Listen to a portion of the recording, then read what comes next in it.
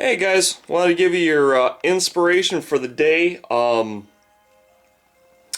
This is where I'm at. I haven't done any walls at all. I've done all the quadrants. Each one of these breaks away into its own quadrant, except for one thing. That bad boy there, which I'm planning on putting a light source underneath it to make that bad boy glow. God, I got so mad at this last night. So I'm gonna throw some tips out there. You're gonna notice that these are blue. The reason that these are blue is there's an old carpentry rule: check 3 times, cut once, and that applies to everything.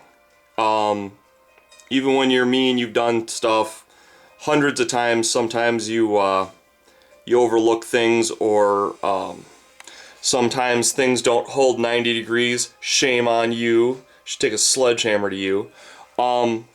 So what I did was I went and I got 1-inch stock because I was having trouble holding 90 with that bad boy. And bad boy I mean by literally bad boy. But what I learned from it is actually something good. You know, every storm cloud has a silver lining, and this is no different.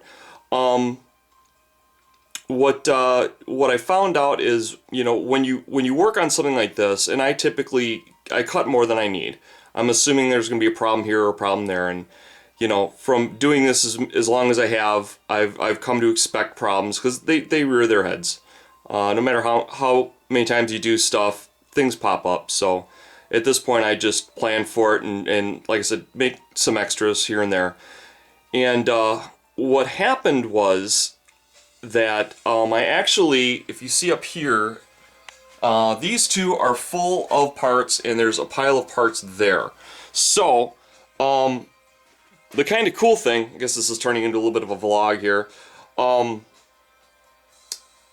when this is all said and done, depending on if I'm going to be able to utilize those in other aspects of this table, which I'm going to try and do.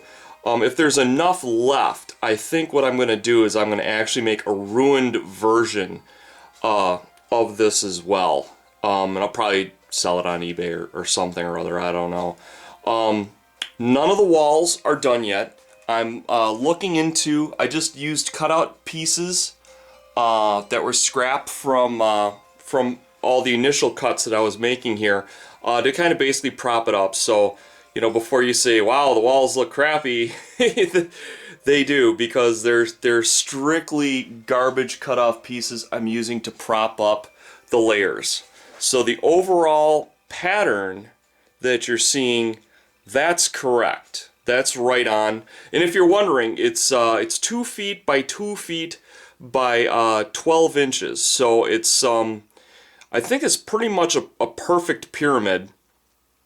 Technically, I think it would be a little bit taller, but I've got the ultra cool crystal there, and I mean, this thing is impressive. It is so beautiful. Look at how that just looks down. When the light hits that from the bottom, that is going to be just, you know, I'm going to hear angels with harps singing. I think it's going to be that beautiful. But anyways, sometimes our biggest battles give us our biggest rewards, and this has definitely been a big battle. I found out that it was just unrealistic to until I get a better saw, and I think that's going to happen. I've grown tired of that beast, and I'm sure it's grown tired of me. So, you know, about time to follow my own good advice, sell terrain, use the proceeds to get, you know, better tools. This is definitely an example of that. But I'm overall, I am super happy with the results so far. I'm excited to explore different wall options. I really like this kind of this panel look, you know, extended and recessed panel. So I'm probably going to do something similar with the walls. And then of course I've got to figure out how to break it down, make it easy to ship, make it versatile for him. A couple of options that this set has that you might not know. It does break into 4 quadrants. I think I pointed that out. But also, each level is going to be its own individual pieces. You can go with a wall on top of it to stack it, or it can become its own platform. I've left these open because I want to either A, be able to slide recessed pieces in, kind of like you see here, or I want to set it up where there can be walkways that can go out to like landing platforms for all the cool vehicles that the Necrons now have. I want to give myself a lot of options, so I can give my very, very patient customer a lot of options, and just try and make this you know, as much of a signature table as I can when it's done. He's waited a long time.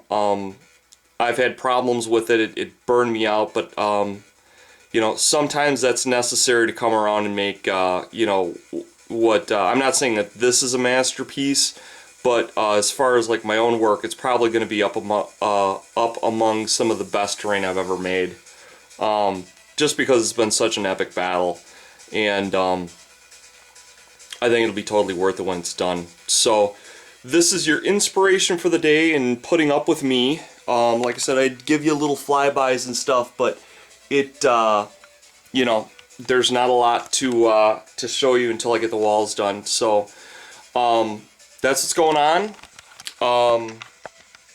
And thanks for stopping by. Hopefully I have some more terrain to show you guys very, very soon. Love you. Bye-bye.